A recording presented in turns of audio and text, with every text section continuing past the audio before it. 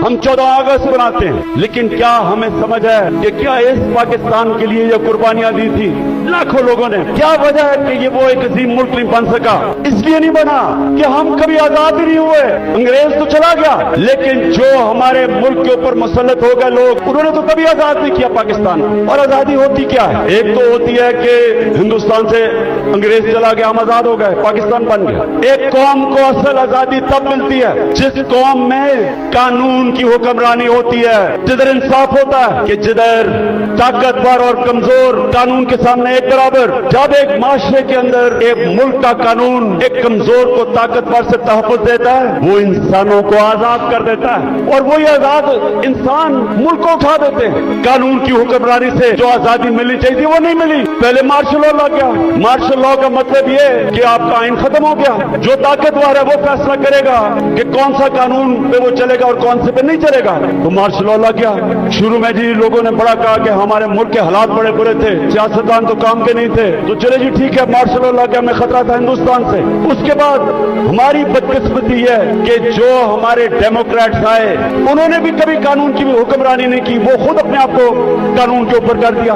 जब martial law आता था कानून खत्म, आइन खत्म। लेकिन जब हमारे लोग जो डेमोक्रेट्स अपने आप को कहते थे, उन्होंने भी कानून को नहीं चलने दिया, अपने लिए एनआरओ ले लिया, बाकियों को चोरों को पुछक पकड़ो लेकिन हम कानून से ऊपर है। तो जब कानून की हुक्मरानी नहीं आई पाकिस्तान में, लोग तो आजाद नहीं हुए। तो यहाँ जंगल का कानून रहा है, जो ताकतवर है वो जो मर्जी कमजोर के खिलाफ करे, वो कमजोर बेचारा बेबस है, क्योंकि मुल्क का कानून उसकी हिफाजत ही नहीं करता, और इसलिए लोग गुलाम रहते हैं। हमारी जंग है हकीकी आजादी की, और हकीकी आजादी तब आएगी जब मुल्क में रूल ऑफ लॉ और इंसाफ होगा।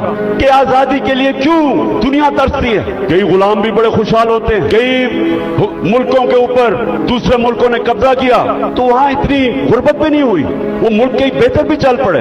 हांगकांग एक मैं मिसाल देता हूं, लेकिन पाकिस्तानियों सुन लो, जब से अल्लाह ने दुनिया बनाई है हमेशा इंसान आजादी चाहता है, क्योंकि सिर्फ आजाद इंसानों की परवाज है। इंसान जिसको अल्लाह ने अशरफुल मखलूकात बनाया, सबसे अजीम मखलूक, तो अगर उसको अपने मुकाम की समझ नहीं है तो वो तो जानवर भी दुनिया में आते हैं, खाते पीते हैं, बच्चे पैदा करते हैं और मर जाते हैं। इंसान तो वो है जो अपना मुकाम समझता है। और इल्लामा इकबाल ने ये सोए हुए मुसलमानों को जगाने के लिए कुरान के अंदर से, आयतों के अंदर से उन्होंने शेर व शायरी की, बताया मुसलमानों का तुम्हारा मुकाम है कि तुम एक अजीम कौम थे, क्यों ऊपर गए और आज क्यों नीचे हो।